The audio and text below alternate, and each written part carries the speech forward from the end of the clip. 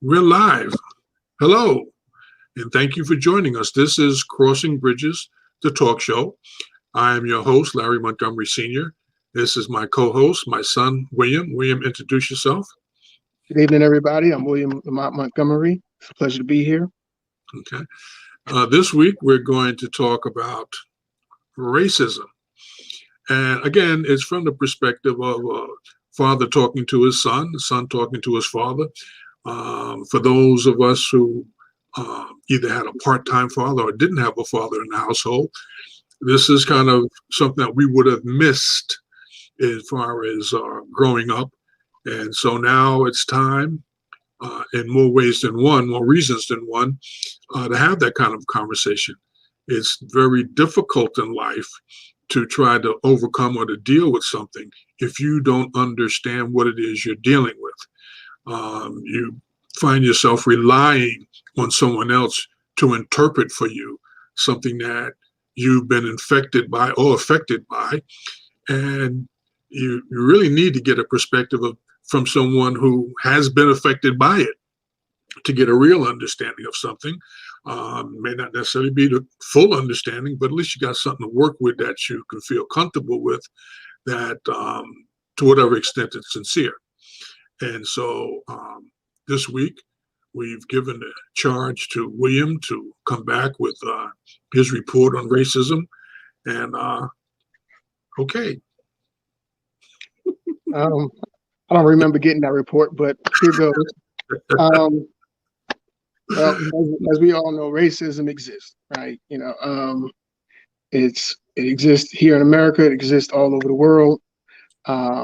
It's no laughing matter. These are just the facts, and undisputed facts. The problem is that it's something that we can't control as an individual. I can't tell somebody else how to not be racist. All I can do for myself is identify that it's there, and I have to do my best to try to avoid it in whatever capacity that I can, because if it's going to be detrimental to me providing a livelihood for my family, for myself or my family, then if I have to work extra hard to get something, I have to understand that and be able to navigate that. And because you got a lot of issues with mental health, when you know the world's against you, it's just like it could be an overwhelming burden. But if you got to find these pathways, other people that have dealt with it have sometimes come up with ways to still be successful. And those are the things that we need to look for, how to be successful when we think the world is against us.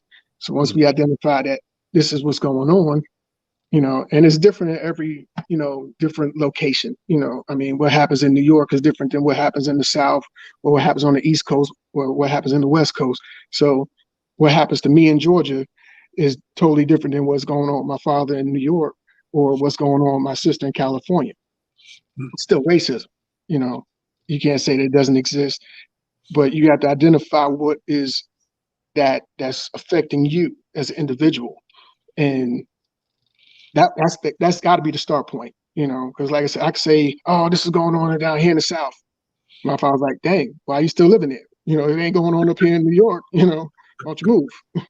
So like I said, it's, but these are the the more we open up the discussion to everybody and we find out what's going on, then we can start, coming up with a plan to say, okay, well, this area is worse than this area, or this is what's going on in that area. Let's see what we can do to figure out a way to still be successful, even if people live in that area. And we do that by developing the community, because the stronger our community is, the better we give, the better chances we give ourselves and our children and our, heirs to be successful in the future, because racism is not going to stop. It's something that, like I said, if we could push a button to end it today, believe me, that button would have been pushed 100 years ago. So we have to understand it, deal with it, find out ways to get around it, get through it, get over it, because that mountain cannot stop us. Well, we're going to have to not going to have to. We have to understand how to deal with it because it's there. It's in your face. It's not going to go away anytime soon. It's what you might say, and I think this might be a good analogy, is racism, particularly in this country, is an infectious disease. You get it. You're not born with it. It kind of attacks you and starts to overwhelm you and consume you. And then everywhere you go, you spread it in one way or another. Sometimes because you feel like it, other times because you can, and then other times because you just didn't know any better. You just don't even know that you're a racist. You swear you're not because, oh, I treat everybody equal, but no, you don't. First off, no one treats everybody equal. That's just human nature. That's number one. So we got to get that in our heads. Definitely. As far as when we're talking about racism, it's something that you grew up around. You're inundated with it everywhere you go from the neighborhood that you're in. And sometimes you don't even know that it's happening because you could swear that we've never had a racist issue in our household and everybody sitting at the table is a racist because it just doesn't come to the door. You live in a neighborhood where there's no Black people or no Hispanic people. Okay, you go to a school where there's no Black people, no Hispanic people. You watch TV programs, you watch movies. You don't watch a lot of TV, you don't watch a lot of movies. You go to the theater, you go out to museums and stuff like that there, and you may see a Black cabbie or a Black doorman or something like that there. Doesn't really, not a question. It's just somebody who does something. But then finally, at that Christmas dinner, when your grandfather looks over at your father and says, those Negroes, those Blacks, and the N-word and all that kind of stuff there. And then you start to look and say, well, that's Grandpa. And I love Grandpa. So Grandpa always knows what he's talking about. What is he saying about those Negroes, those Blacks or whatever? And, then that's the first seed. And then it just starts to grow from there. And I can't fault you because on the other side of the table, when you look at Black folks, we have to be racist to a certain extent because we live in that environment. I mean, it's just raining all over us. So yeah, we're going to get wet. I'm going to feel some kind of way about white folks. I usually feel that way when they show themselves. I try to give them the benefit of the doubt before then, but up until recently, it has been like a, kind of a behind the cloud, behind the curtain secret from most people. Those who just, I got my Confederate flag on my back type of thing. All right, I guess I know where you're coming from. But then you've run into many more of them that hang that Confederate flag inside their head. You can't see it until it just happens to raise its head. And then, they justify it. And it's interesting because the research that I did was pretty much overwhelming. I really don't want to be have a doctorate in racism. But when you start to look at it from, I guess, not a practical standpoint, but try to get the theory of it and understand the practice and all this, they talk about structural racism. They talk about systematic racism, societal racism, all kinds of definitions because they're all separate and types of thinking. I mean, you're talking about books and written on this. I mean, one of the first articles I found explained, I think it was 20 pages long, how to have the conversation about racism. Really?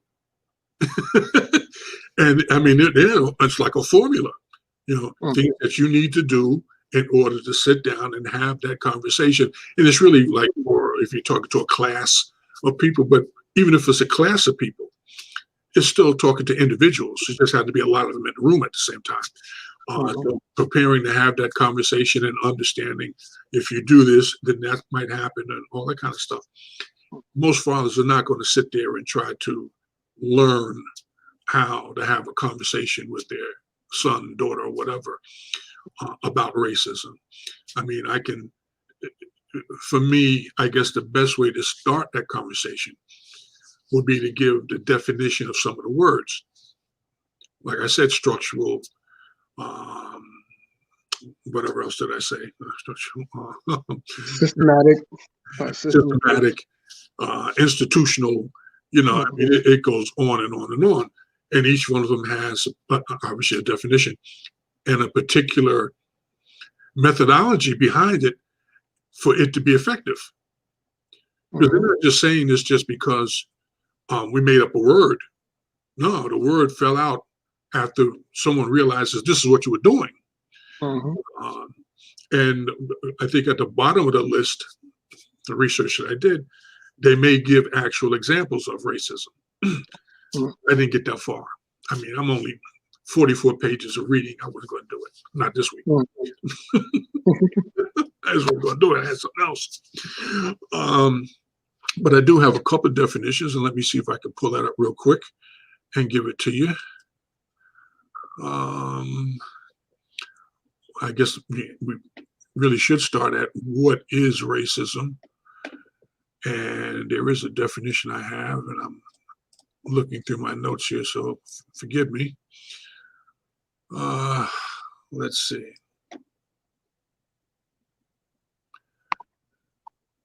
I'm looking specifically for the definition. Did you have one?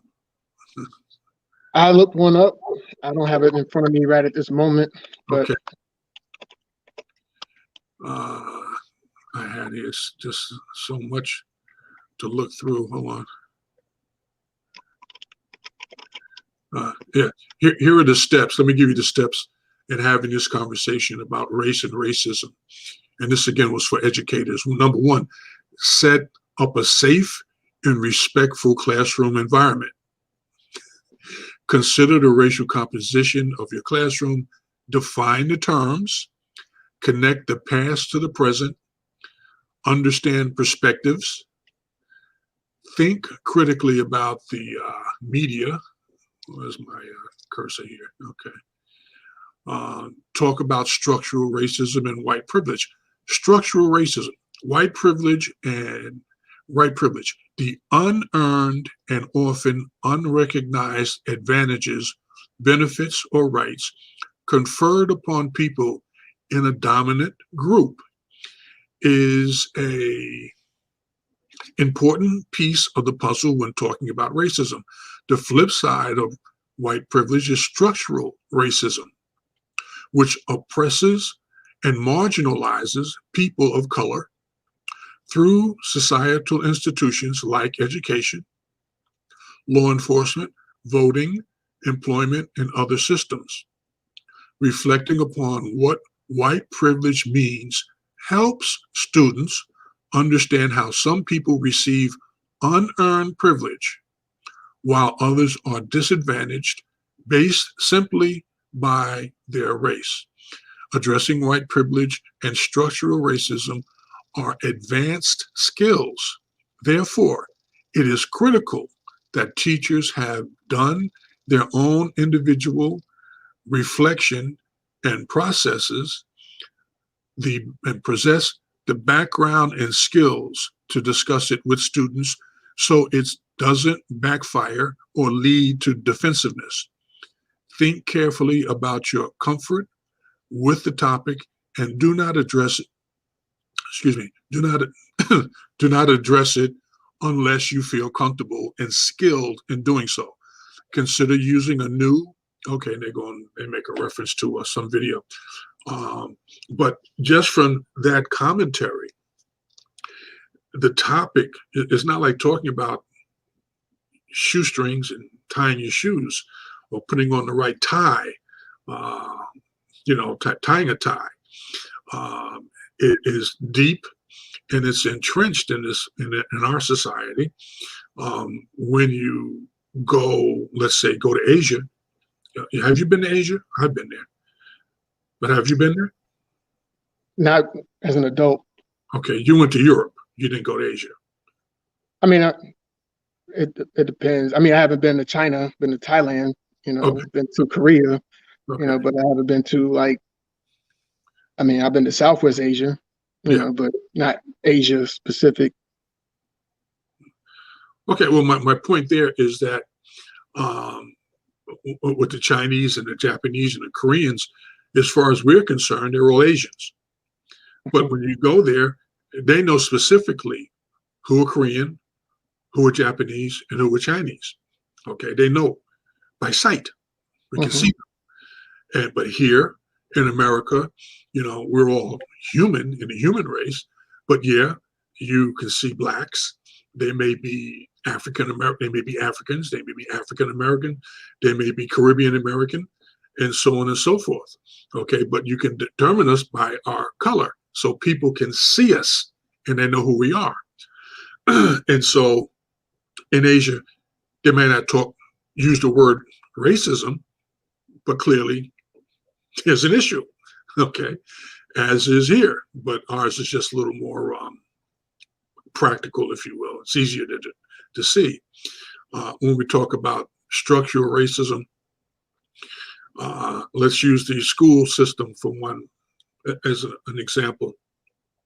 Um, the government provides education and it manages the educational process in order for you to teach, and this are children and up, before you get to the adult level, you would really need to have a license or some sort of certificate, some sort of credential that has been authorized by a government entity. And so right there, that's an institution, okay, because it's something that's not going to go away, and it is controlled by supposedly the people. And it's only the people who are actually in the offices at that time, okay.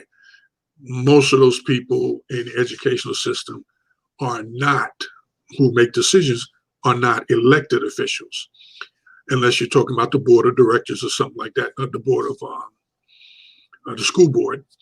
And yeah, you can be elected. And the problem there is that there's no requirement, just as with the presidency of the country here, there's no basic requirements that you have to have in order to get the job. You can run, you don't even have to have money. Somebody put up the money for you or whatever. You don't have to have an education. But you can run and you can become president, and that's that. But in the school district, in the school system, is always someone else making the decision who may have been appointed, who may have gotten a job by promotion, meaning they had been there long enough or whatever, some credentials. But my point there is, at the end of the day, the decisions that they make are not driven by what's right. It's driven by what has been dictated to be right. For example, and I give this example because it just took me someplace when I heard it. We used to put out the Community Journal, which was a newspaper that was delivered hard copy in the community. And I just happened to be walking by one of the places that had it available for free. And I heard the guys standing on the corner, 4 or 5 Hispanics standing there with the newspaper. And I'm like, this paper is only in English. Okay, fine. And they're talking about it. And then one, I spoke to one, whatever, and he goes, I'm very happy to read about the education system here and how it works. I just wish that our people could have history taught in the school system about our countries. Now, we have the school system. We're a part of the American public, but it's not a mandate that they teach Black history. It's something that kind of came along after a while, and then it's really only available at the college level. There's very few high schools that will teach it, and then elementary and so forth. It's just not something that's going to happen. They try to say that it's culturally aware or something like that there, but they're not teaching the history. And they're not, and whatever history they do teach has been edited to reflect white folks in a better light than what the reality was. Because if you go by the library and start reading some of the books there about racism and about slavery and about African American history here in this country, you find a whole different story than what popular theory or thinking is. And why? Because the more you know about yourself, the less likely you are to make the errors that you've made in the past again. And when you stop making old errors, you start to progress. You start to move forward without wasting time. And this is one of the reasons why there's been, for the last 20 years, 30, 40 years that I know of, discussion about the population change here in the country, where it was 80% white and 20% minority, Hispanic and Black. By 2050, they believe that it'll be, the Hispanic community be about half the country. Mm-hmm. Now, where our numbers are in that thing, is something that we need to deal with, because obviously it's about numbers as far as electing people if we continue with the democratic process, which might be a challenge right now. But anyway, if the democratic process is in trouble at this point in time, it still opens the door for some sort of a process. There's going to be some way to govern the people in this country, even if it's no longer the United States, but state by state by state, whatever. People are going to come together, and they're going to understand that there's a time to protect and there's a time to be an individual. And we understand that at the greater level, because at the national level, it's for all of us to be protected and help and have a lifestyle that makes sense. At the individual states and individual households, you pretty much can do what you want to a certain extent. And so it's, again, by the numbers. There just happen to be more white people here now than not as many as there were before, and there'll be obviously less down the road. And so someone else will be making the decisions or influencing them strongly. And we as Black folks can't sit here. I'm not saying run out and make babies, but I'm saying we got to figure out how to get our numbers up, because we don't want to be the minority all of the time. That'll be what, 1776, 18, 19, 20, 400 years of there's only a few of us here, But anyway, we were talking about racism. And again, because racism is based on the fact of white over anything else. That's the only reason that works, because there's more of them than there are anyone else. And it's only a tool to be used in order to perpetuate to their benefit. You don't have Black people running around here talking about we're racist and we've got control of what? Your household? You're probably renting anyway, so you really don't have control of that. We tried to do something, with our Black Wall Street, and white folks came together, burnt it down, killed people up. Did that cause a riot around the country? No. Well, information wasn't flowing as rapidly as it is now. So with the death of, what's his name, Jacob Blake the other day, and George Floyd a few weeks ago. Yeah, sorry. I think he's still paralyzed, but Jacob, George Floyd was the one that died. Yeah, everything started. He's still there, but the point is that he got shot, and and it really wasn't something that made a lot of sense. I mean, it's very difficult to really conceptualize. You've got X number of policemen handling a particular situation. There's no reason for someone to get shot and killed. I mean, really, you just overpower them. That's the philosophy. overwhelm them. And that's what they do. I mean, they're talking about, well, we're out doing our job. You can't be out doing your job. Everybody's in one spot at one time. What is that about? But anyway, racism, is something that has to be dealt with, even when you have people that are standing in front of you that you've known for years, or you believe you've known, white folks. And they say, oh, I'm not a racist. And so I understand that, and I want to believe that. But the reality is if there's a crowd of people standing here and they're white and I'm the only black one, are you going to step up to look out for me, to watch my back? You got to live with these people just like I got to live with them, And so that's the question. I mean, you may be the most loyal white friend I have, but you want to go home too. You got family to go home to.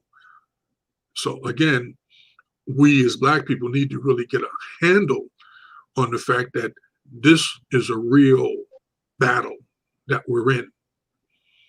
And for those who will stand around and say, well, they're not bad people. It's not about being bad. It's about being infected by this disease that is more than just a mental thing.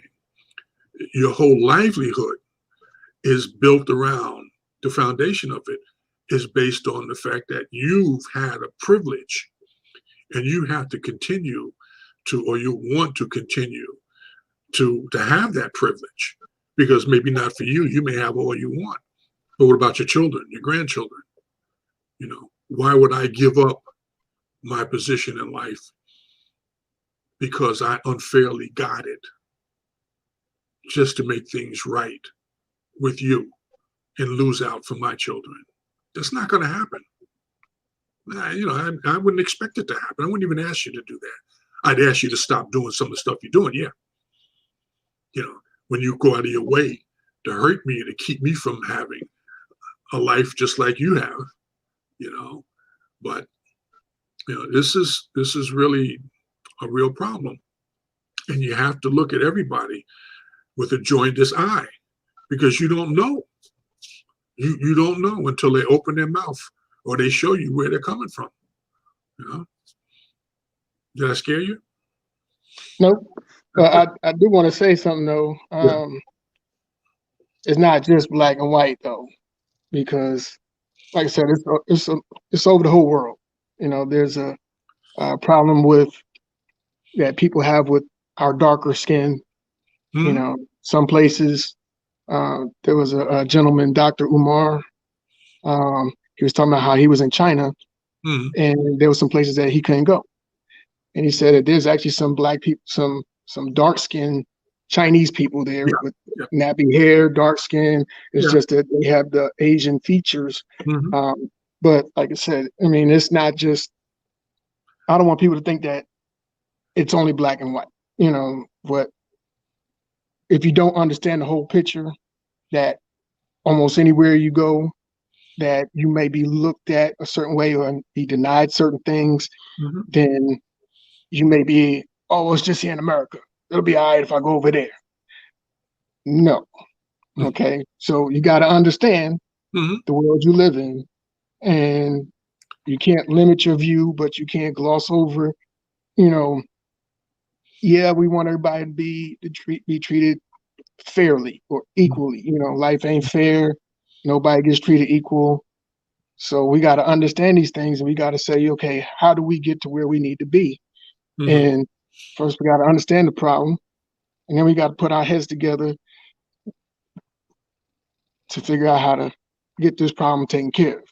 Obviously, the people that are in charge of the structure, the institutions, the organizations, the systems, obviously they got it set up for their success.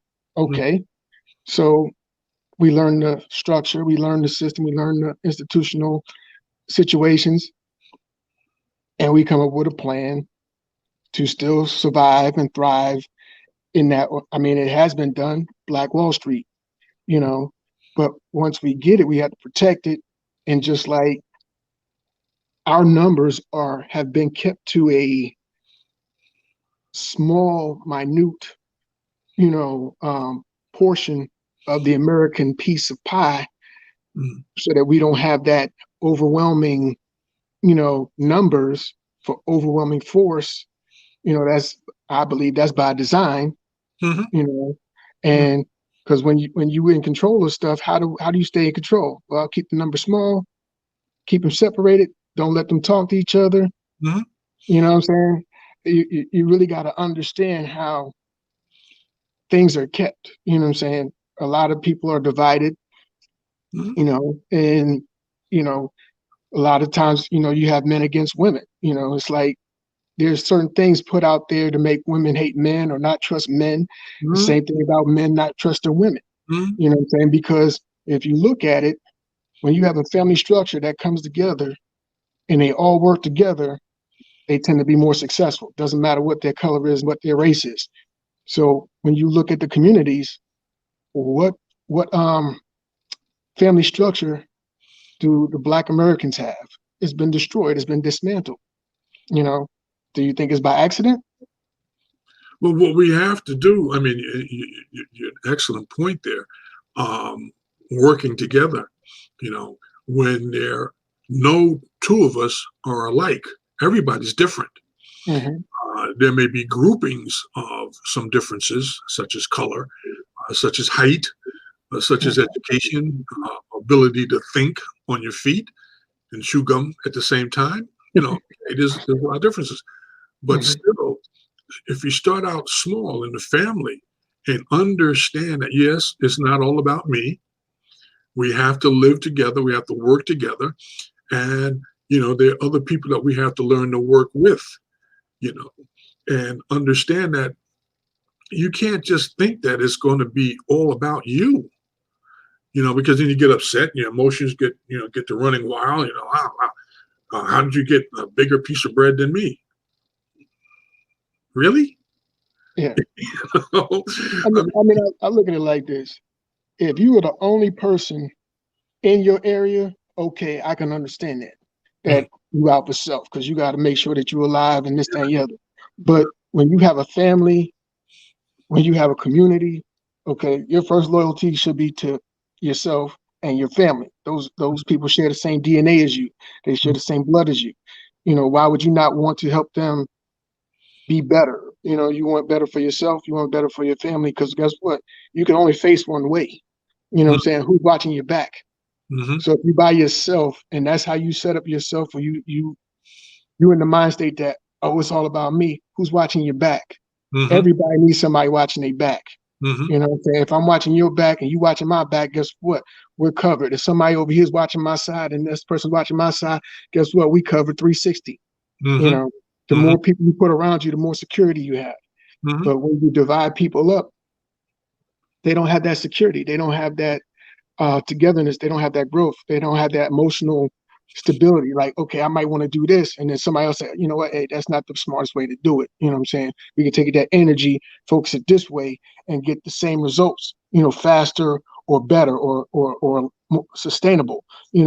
But when you don't have that, when it's just your mind going and saying, okay, I got to do this, I got to do that, mhm, it is very lonely in this world.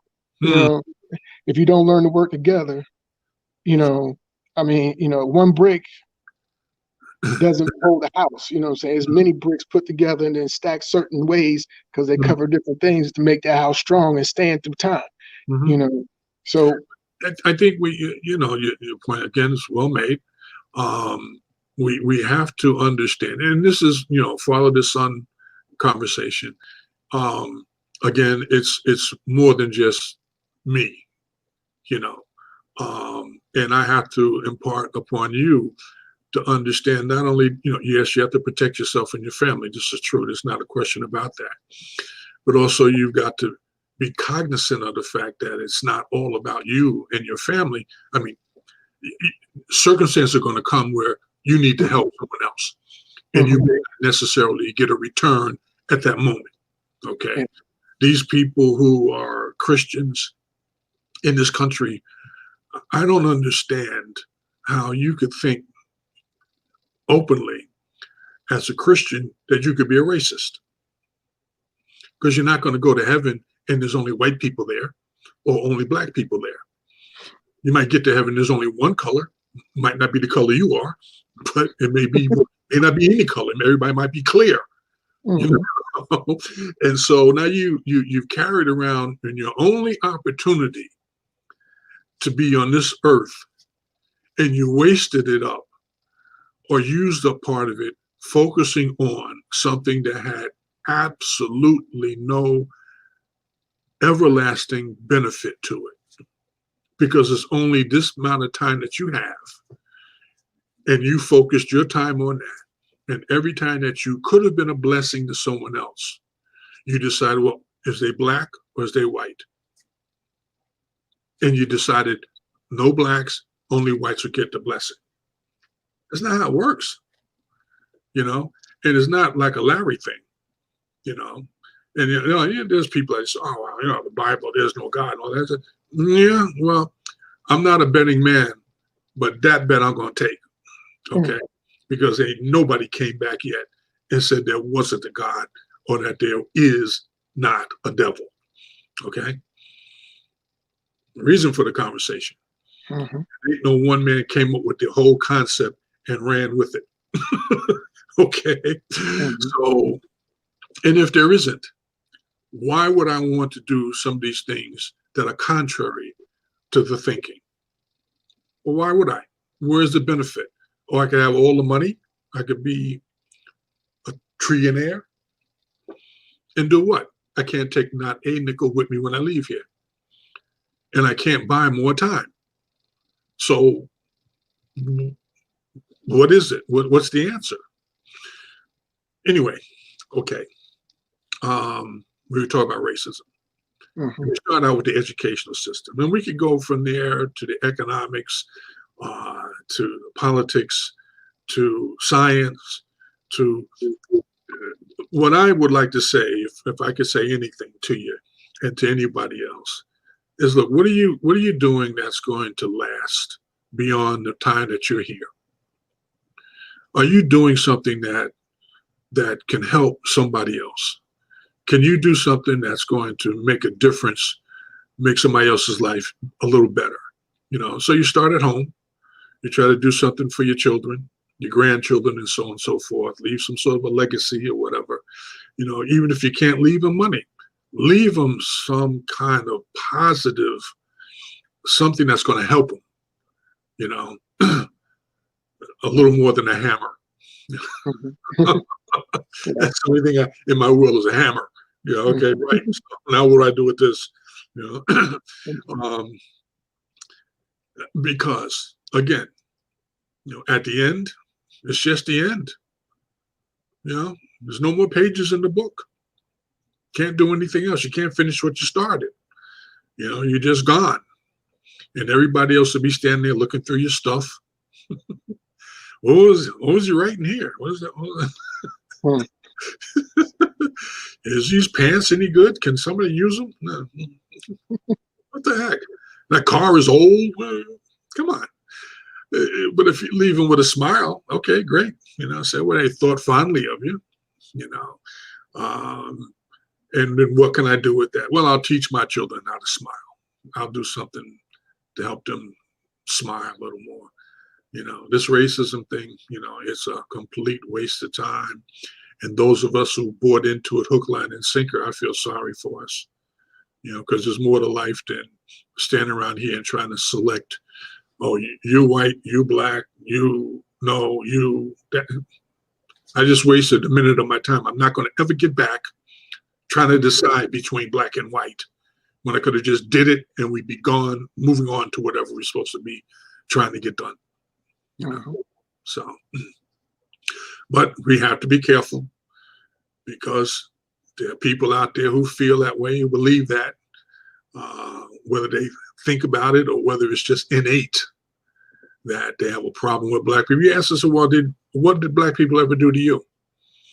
No, name one person, one black person who did something wrong to you. Can't come up with a name. And that's for all of them. They can't come up with one name of one black person who did something to them that required them to think about it the rest of their life. It's plain stupid. Anyway, what we're going to talk about next week. I don't know. I'm pretty sure it'll be a good conversation. Well, let me see what I have on my pages here. We talked about selfishness and racism here. Look at next.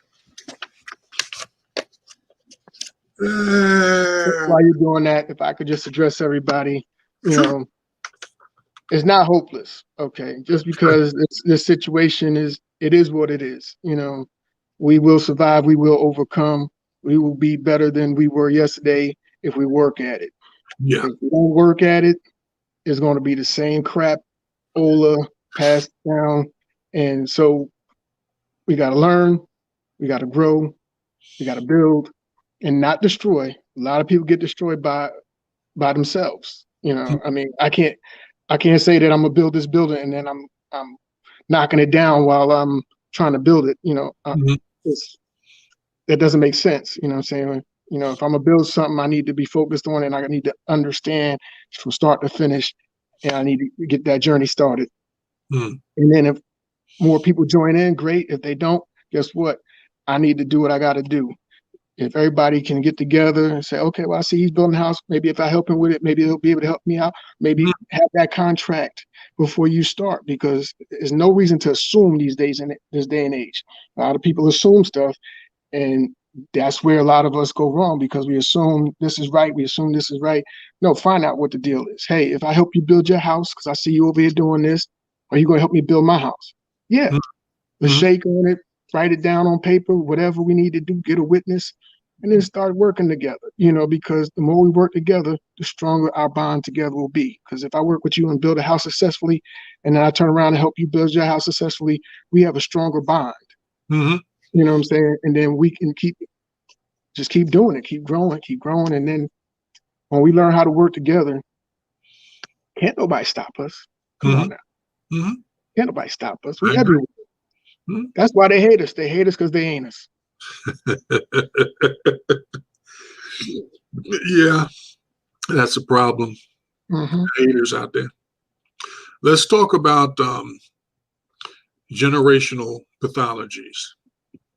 Okay. Now, that might seem like a rehash of some of the things we've already talked about, but I think we can bring it in all and kind of, sometimes you got to talk about something a little more than just once in order to get the point out there, get the point across.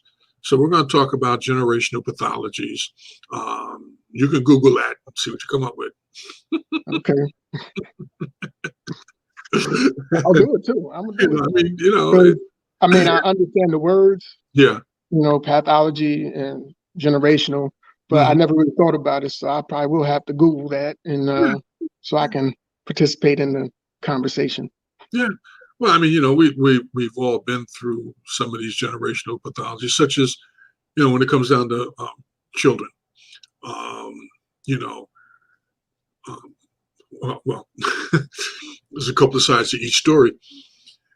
If you have a young girl who gets pregnant before 21 and before they get married, and then their child grows up and gets pregnant before they're 21 or 20, they say, well, look, the way this really works best is if you wait until after you're 21, get married, and then have a child, because you get a chance, first off, to grow up, to be 21, to probably start a career or to finish schooling or whatever, and then wait and find the right guy for you, not just a guy who was available when you were 18, and then have a child at your own timing, as opposed to, I got this child at 16 or whatever, and now I've got to, when I become 21 and I'm really starting to feel myself, and I'm 25 and I'm out partying or whatever, I got to go home early because I got to feed my kids, type of a thing.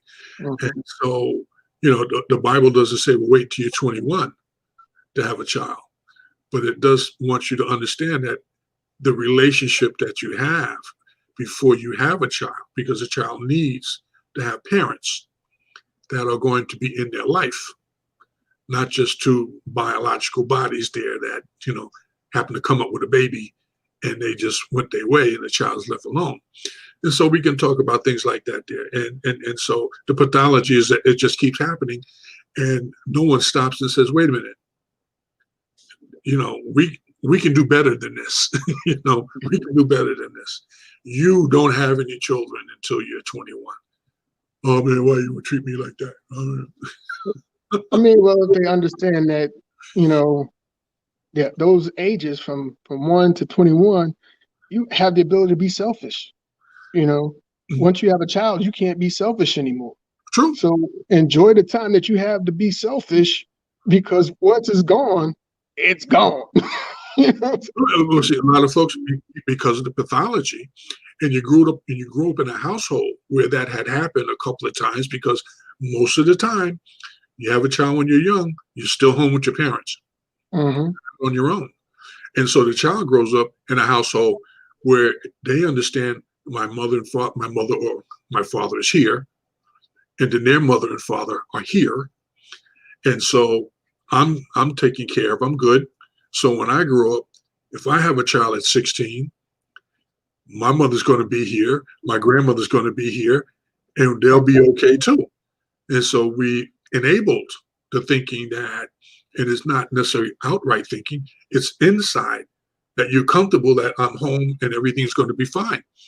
And everything should be fine. That's not a problem. But the reality is home is not permanent.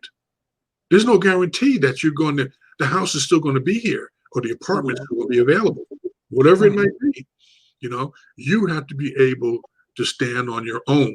That's the point of being a parent, to raise your children so they can stand on their own, because God knows you are going to leave here, okay? And they are going to still be here. So if you didn't teach them how to stand on their own, they are going to suffer, and they'll be at the whim of those who just want to take advantage of them. Yep. It's one thing to say, well, okay, I don't have a place to go because my parents died and the house is gone, was lost to the bank, so I'm living out in the street. No, I'm vulnerable to whoever's out here who can take advantage of me, because I got nobody to look back to help me, So yeah, it's even worse than you could actually imagine. But people get comfortable with this. Well, oh, they always here. Yeah, it'd be nice if your parents are always there, but it's not their job to continue to keep you and enable you to the point where you can't take care of yourself on your own. That's a problem, Can I throw something in there too? Sure. Because the one thing that people miss is the flip side of that. They're there, and it's all good if they agree with you and work the same way. But as soon as if your grandmother there, or if your mother's there, and they both feel differently of how they're, to raise your child, now it's you against them. Now you don't feel comfortable in the place that you grew up in. You know what I'm saying? That's more of like the world's against you, because they're in your face every day. But you shouldn't do that with that kid. You should do this. You should whoop that child. This thing, and you're hearing it 24/7. That's overwhelming. I mean, these are people that took care of you, fed you, clothed you, and this, that, and the other. So if they disagree with the way you raise your child, and you're depending on them to babysit your child, teach them right, teach them what you want them to teach. If you don't have that peace of mind when you go out to work, you come back home, you're hearing this. That's I've never been to hell, but I can only imagine that it'll be something like that, because nobody wants to be told how to raise their child. Yeah. Well, the parent, the grandparent doesn't like the way you're doing something for whatever reason. They don't have confidence in you. Okay. And you really don't have a lot of confidence in yourself because you haven't done this before. You just feel it. You think that this is the right way. And that might be fine, what you're thinking, but then how you're handling it, because you've been enabled. I can come and go when I want. And I want my child to only eat cereal in the morning. And the grandmother's saying, no, they need a healthy breakfast in the morning. So I have to, do that. And then you come home with your now rules and regulations because you are the parent. Mhm. was really acting like a child with a child Mhm. because you got no experience and you got no options. You can't just pick up and leave because you're comfortable. Yep. This works for And me. and dependent, Right. comfortable and dependent because you're not providing this household. You're not providing the Right. food And, like and, and a grandparent somebody is else saying, did. who are you to tell me how to do this? I raised you. Mhm. And obviously, I did a decent job with you. You so high and mighty because you in charge. Take your behind on the road. Get your own spot. And Then they rose against you. we don't have to have no conversations. You see, and Mhm. so now you have strife in your household. You know, and so that's a part of pathology. You know, Yep. these things come along with it. You may gloss over it, may ignore it, but eventually they're going to raise their ugly head. You know, Mhm. you made this bed. Now who's going to lie in it? Yep. So anyway, okay, we're down to 51 minutes, and I want to say thank you, and I want to Thank say you. God bless you for taking the time out, joining me, and for those of you who heard us, if you had any questions or comments, please feel free to send them to us. We've been getting some comments after the show. Uh, Not all of them are,